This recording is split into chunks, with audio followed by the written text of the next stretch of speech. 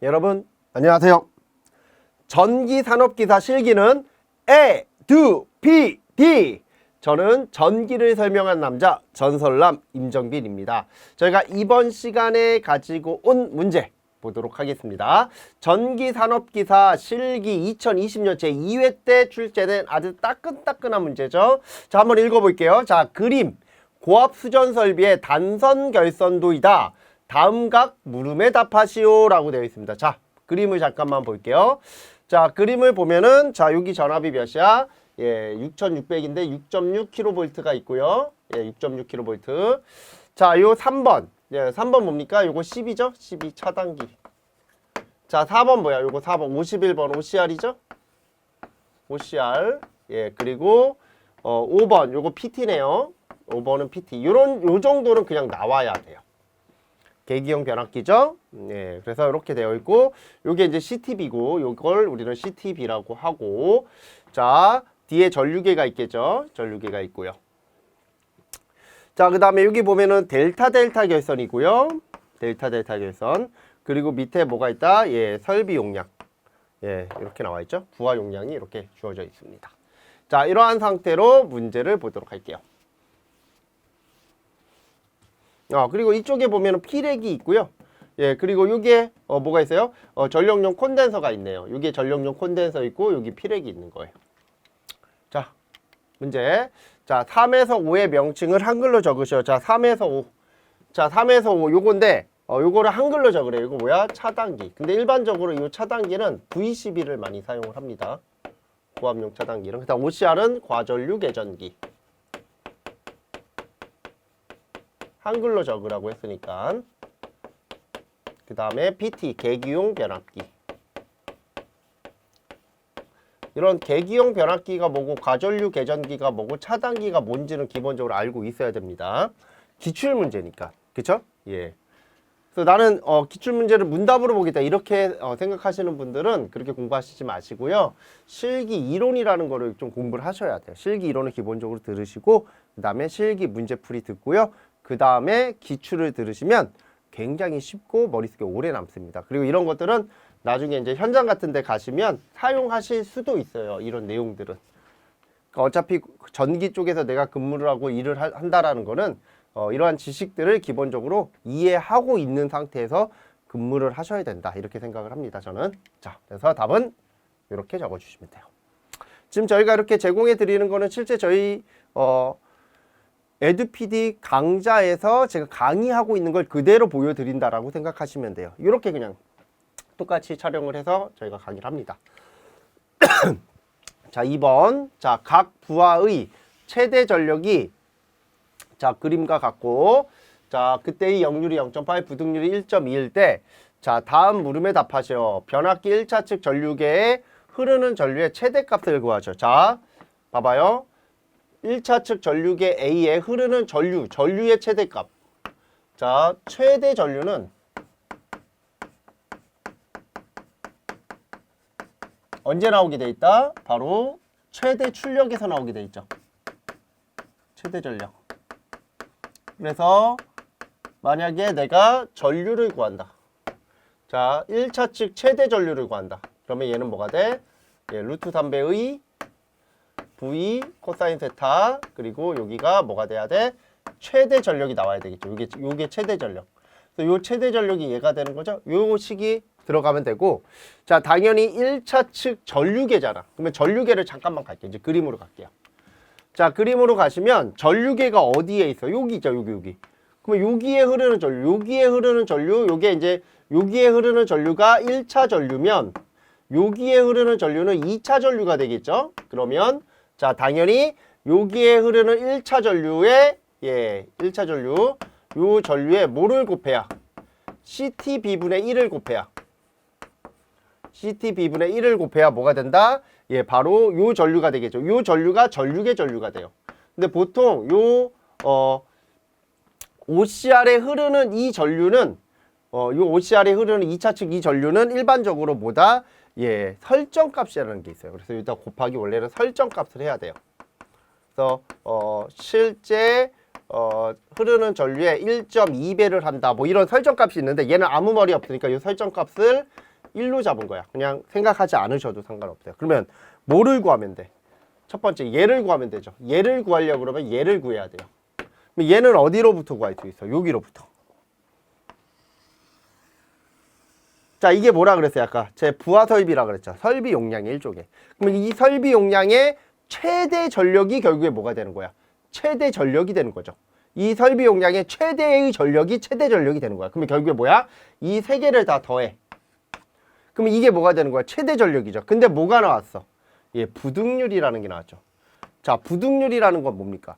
예, 부등률은 결국에 보다 요 세 개가 동일 시간대에 최대로 사용하는 정도가 다른 정도, 즉 최대로 동일 시간대에 사용하지 않는다라는 뜻입니다. 이해가 됩니까? 부등, 서로 같지 않다. 뭐가 같지 않냐면 최대 전력이 나오는 시간대가 서로 같지 않다라는 뜻이에요. 그래서 부등률에 대한 식을 먼저 한번 적어 볼게요. 부등률. 자, 밑에는 합성 최대 수용 전력, 합성 최대 수용 전력. 이게 우리가 구하고자 하는 겁니다. 합성 최대 수용 전력 요게.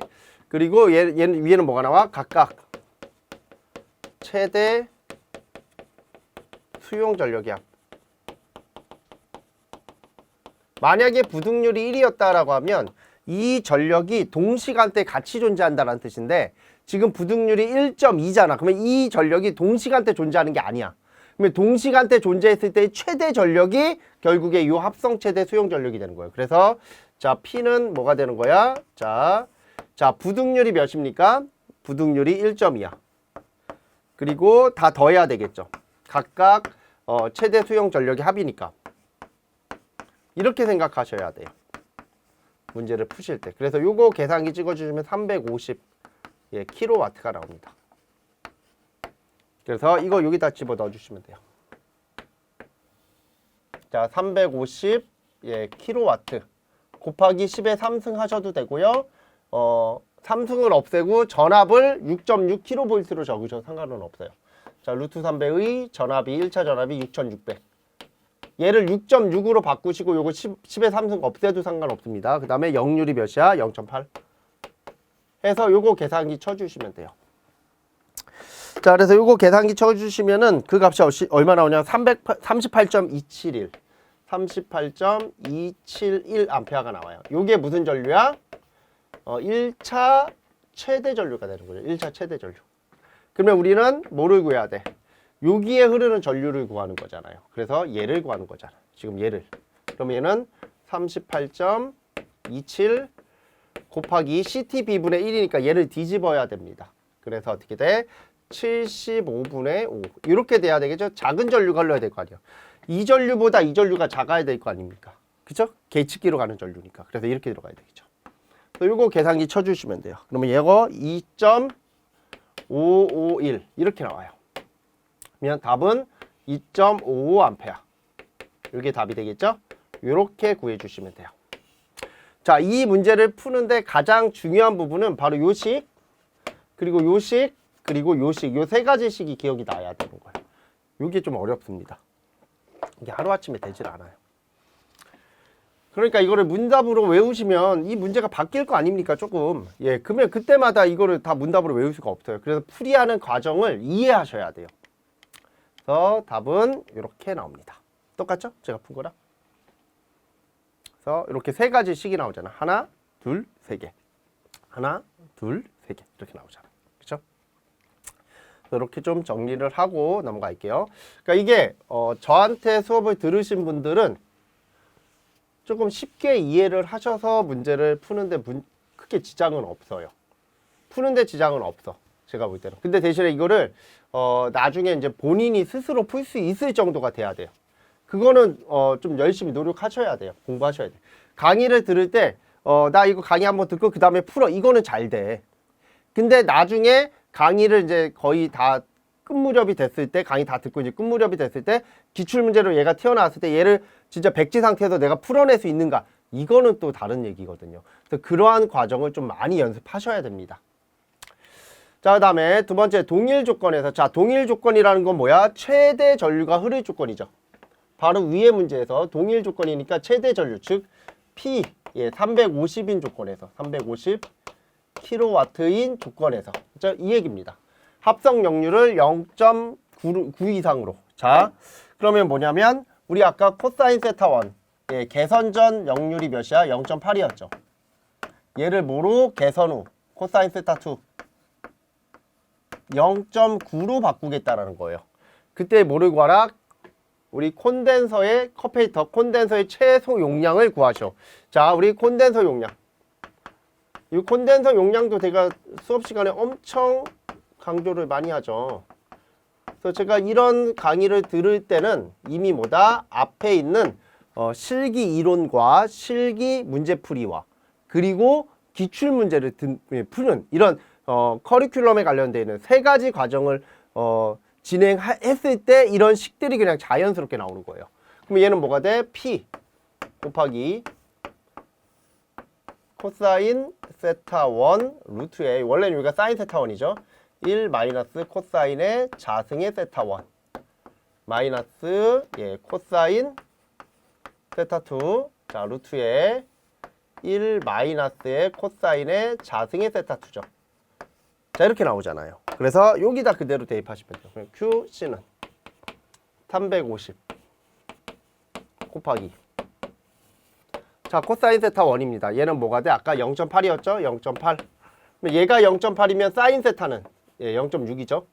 0.6 그리고 빼기. 자, 여기 0.9고요. 자, 루트에 자, 1 마이너스 0.9의 제곱이 되면 되겠죠?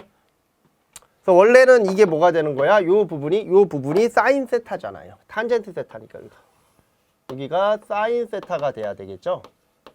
요 부분이 원래 사인 세타가 돼야 되는데 이 사인 세타를 이렇게 표현한 거예요. 코사인 세타 1으로 그냥 다 같이. 그래서 요거 계산기 쳐주시면 돼요. 그럼 요거 계산기 쳐주시면 92.987 92.987이 나와요.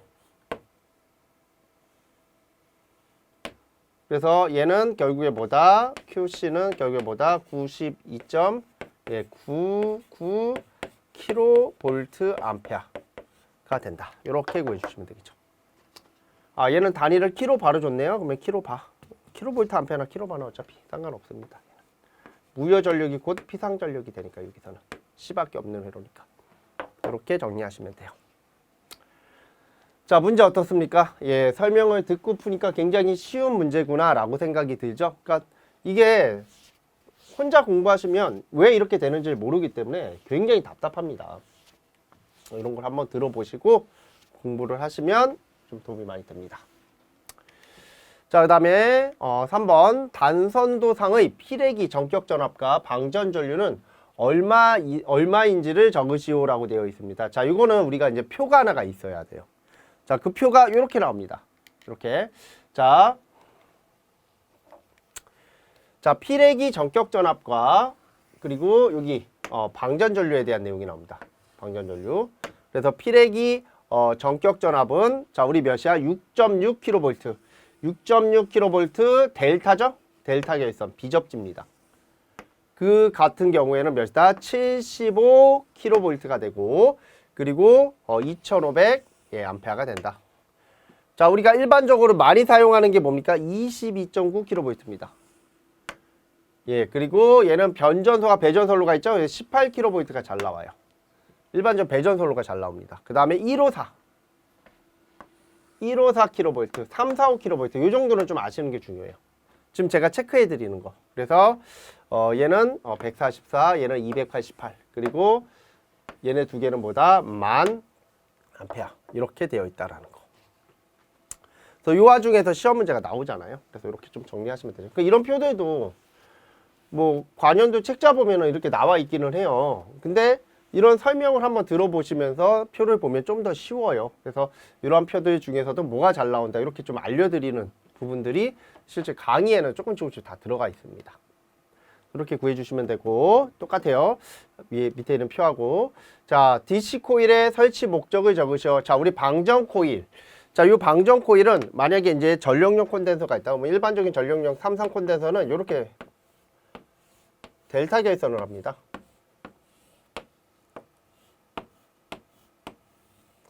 자, 요 콘덴서라는 건 일종의 뭡니까? 전류를 앞서게 만들고 전압을 뒤지게 만드는 이러한 소자죠. 그러다 보니까 얘의 문제점은 얘네들 이 소자가 있는 경우에는 뭐가 발생한다? 노이즈가 발생을 해요. 그럼 그 노이즈가 다른 말로 고주파입니다. 그래서 이 고주파에서 제3고주파는 요 내부에서 이렇게 순환을 해요. 델타 결선 내부에서 순환하기 때문에 제3고주파는 외부로 나오질 않는데 제5고주파가 외부로 나옵니다. 그래서 제5고주파가 이렇게 델타 결선이 되면 외부로 나옵니다. 그래서 요 외부로 몇 고주파? 5고주파가 나와요. 이 역상분 고주파입니다. 그래서 이 고주파를 제거하기 위해서 여기다 뭐를 달아? 리액터를 답니다. 이렇게. 3자가 아니라 리액터. 이런 리액터 표시, 리액터 하나 더 그릴까요? 리액터. 그래서 얘를 SR이라고 해서 얘를 직렬 리액터.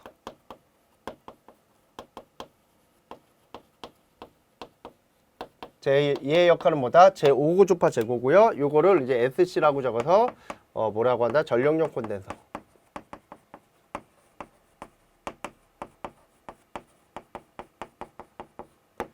자, 그 다음에 우리가 이제 이 콘덴서를 점검하거나 아니면 교체하고자 할 때 뭐를 해야 돼? 콘덴서를 제거해야 되죠. 콘덴서를 제거한다라는 거는 결국에 얘를 제거하고 나서 요 앞에 단로 스위치 같은 게 있겠죠. 이렇게 스위치가 있을 거 아닙니까? 개폐기가 이렇게 있을 거 아닙니까? 그럼 이 개폐기가 열렸다 하더라도 이 안에는 뭐가 있어? 방전 소자가 있겠죠. 아니, 이 안에는 뭐가 있어? 잔류전화가 있겠죠. 그래서 이 잔류전화를 제거하기 위해서 방전 소자를 이런 식으로 달아놔야 돼요. 자, 얘를 DC라고 합니다. 방전 코일. 그럼 이 방전 코일의 역할은 뭐다? 잔류전화를 제거한다 라는 거죠. 즉 여기로부터 충전되어 있는 전화가 외부에 사람과 닿았을 때, 자 이게 만약에 사람이 이렇게 사람이 닿으면 나를 통해서 이 전화가 방전될 수 있잖아요. 그러니까 감전돼서 죽어요, 잘못하면. 그래서 뭐다? 여기다가 방전 코일을 둬서 얘네가 뭐를 하는 거야? 방전이 돼서 나가는 거예요. 그래서 이렇게 방전 코일을 두고 여기다 이렇게 접지를 하게 돼 있어요. 여기를 접지를 시켜요. 그러면 이 방전 코일과 이 콘덴서 사이에 뭐가 발생해? 폐로가 발생이 돼서 얘가 뭐가 되는 겁니까? 잔류전화가 방전이 됩니다. 그래서 잔류전화를 방전시킬 목적으로 방전 코일을 두게 돼 있다는 거죠. 자, 이렇게 정리하시면 되겠죠. 자, 이 문제도 최근에 나온 기출 문제임에도 불구하고 꽤 레벨, 난이도가 좀 높습니다. 그래서 이런 것들을 맞추고 오시면 100% 합격합니다. 제가 장담하는데. 왜냐면 다른 문제는 얘보다 쉬워요. 그래서 요 정도의 수준을 좀 제일 어려운 수준이다라고 생각을 하셔서 공부를 좀 해주시면 그렇게 어렵지 않게 산업기사는 쉽게 합격을 할 수가 있어요. 기사보다는 산업기사가 실기가 훨씬 쉬워요. 그래서 이렇게 쉽게 합격을 하실 수가 있고, 그러면 이러한 시험에 잘 나오는 문제들을 어떤 책에다 이렇게 모아놓으면 더 좋겠죠. 그게 바로 이 교재가 되는 겁니다. 이게 뭐냐면 핵심 예상 문제라고 해서 저희가 시험에 아주 잘 나오는 문제들만 최근 트렌드 문제들을 요 안에다 한 권짜리 책에다 이렇게 만들어 놓습니다. 그래서 한 약 250에서 300문항 정도 되는데 요 문제를 기본서로 잡아주셔야 돼요. 그래서 얘를 먼저 나의 기본서다라고 생각해서 문제를 풀어주시고, 얘가 이제 완벽하게 되신 분들이 기출 문제를 푸시는 거예요. 그럼 기출 문제 10년치 정도만 딱 풀고 시험장 가보십시오. 합격을 하나 안 하나 충분히 합격할 수 있어요. 그러니까 항상 이러한 솔루션, 좀 뭔가에 대한 해결책을 제시해 주면서 강의를 들으시면 조금 더 효율적이고, 그렇게 공부하시는 분들이 합격률이 높겠죠. 왜냐하면 시간도 돈이에요. 시간이 많이 들면 돈도 많이 든다, 이렇게 생각을 해야 되는데 우리는 시간은 돈이 아니다라고 생각을 하셔서, 왜냐면 내가 자격증을 빨리 따면 빨리 취업을 할 수 있고 또 자격증을 빨리 선임 걸 수 있잖아요. 그러면 뭐가 돼? 그거에 따른 돈이 나오잖아. 그걸 생각해야 되는데 꼭 뭐야? 아, 나는 혼자 아무 도움 없이 문답으로 해가지고서 취득했어, 이런 얘기나 하고, 이런 건 좋은 거 아니에요. 혼자 막 문답으로 해가지고서 이해도 못하고 막 그냥 취득하시는 이런 것보다는 혼자 공부하더라도 좀 이해 위주로 공부하셨던 분들하고, 또 내가 혼자 공부하는데 한계점이 있어요. 어찌됐든 간에 한계점이 있습니다. 그러면 어떤 수업을 들어가면서 이해를 통해 내가 취득하는 거하고 이건 좀 차이점이 있겠죠. 그래서 될 수 있으면은 저는 이러한 강좌를 통해서 자격증을 취득하십시오라고 얘기를 많이 드리고 있습니다. 자, 우리 수험생 여러분, 그러면 파이팅 하시고요. 저희는 다음 시간에 다른 문제를 가지고서 찾아오도록 하겠습니다.